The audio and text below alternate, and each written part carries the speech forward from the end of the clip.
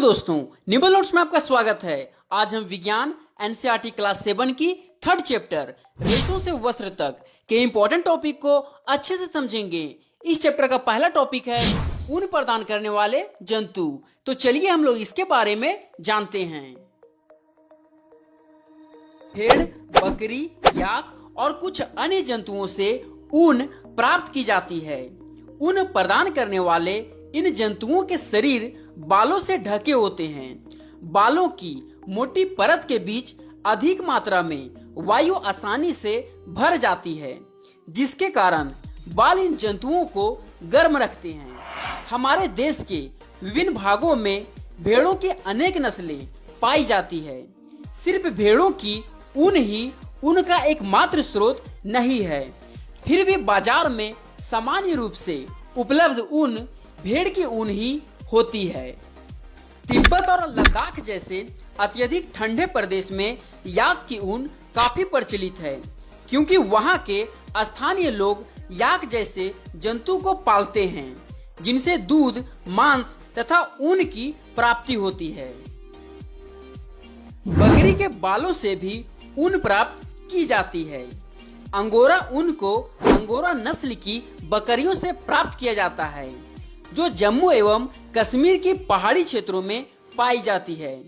कश्मीरी बकरी की त्वचा के निकट मुलायम बाल होते हैं। इनसे बेहतरीन शॉलें बनाई जाती है, जिन्हें पश्मीना शॉल कहते हैं। इसी प्रकार से उनके शरीर के बालों का उपयोग भी ऊन के रूप में किया जाता है तथा दक्षिण अमेरिका में पाए जाने वाले लामा और एल्पेका से भी ऊन प्राप्त होती है।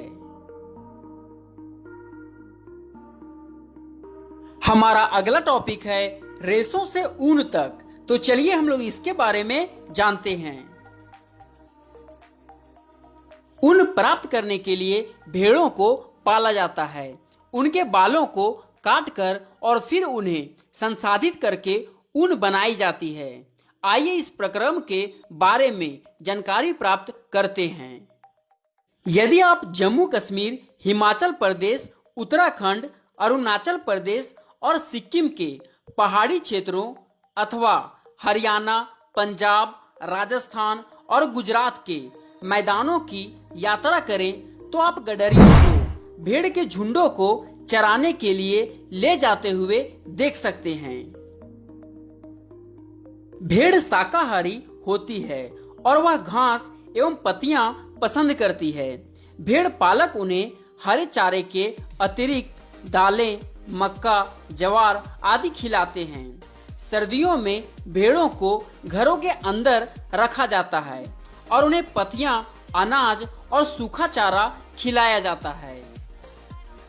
भेड़ की कुछ नस्लों के शरीर पर बालों की घनी परत होती है, जिसे बड़ी मात्रा में अच्छी गुणवत्ता की ऊन प्राप्त होती है।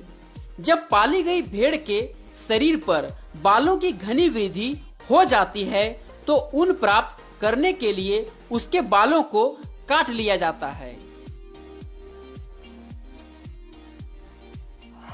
हमारा अगला टॉपिक है रेशों को ऊन में संसाधित करना। तो चलिए हम लोग इसके बारे में जानते हैं।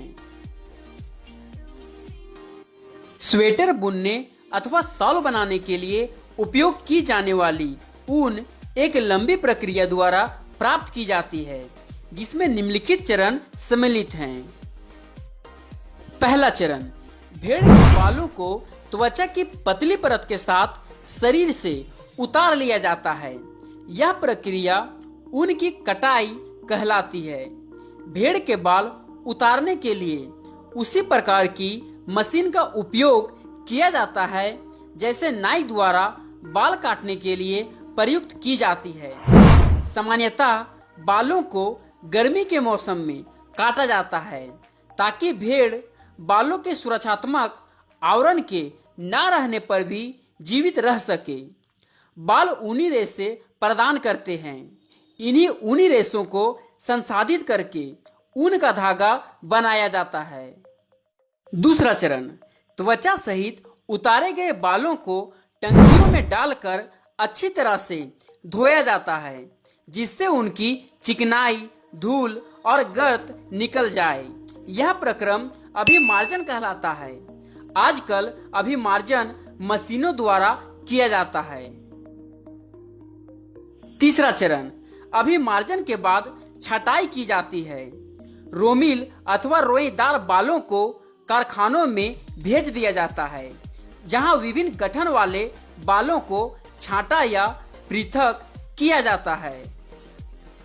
चौथा चरण, पहले चरण में बालों को सुखाया जाता है, परंतु इससे पहले बालों में से छोटे छोटे कोमल व फूले हुए रेशों को छांट लिया जाता है, जो बर कहलाते हैं। ये वही बर होते हैं जो कभी कभी आपके स्वेटर पर एकत्रित हो जाते हैं। इसके पश्चात रेशों का पुनः अभिमार्जन करके उन्हें सुखा लिया जाता है। इस प्रकार प्राप्त उत्पाद ही धागों के रूप में काते जाने के लिए उपयुक्त ऊन होती है।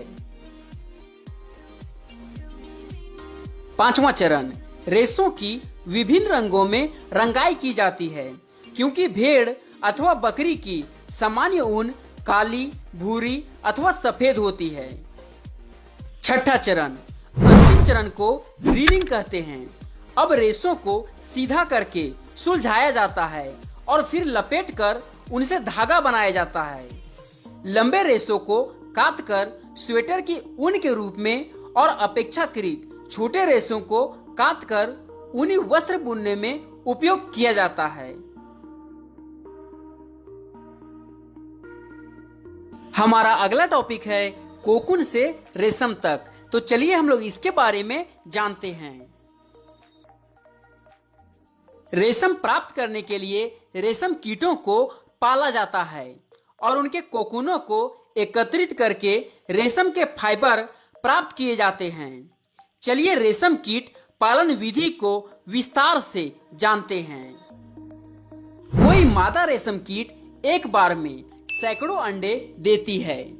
अंडों को सावधानी से कपड़े की पट्टियों अथवा कागज पर संग्रहित करके रेशम कीट पालकों को बेचा जाता है। ये पालक या किसान अंडों को उचित ताप एवं आर्द्रता की अनुकूल स्थितियों में रखते हैं।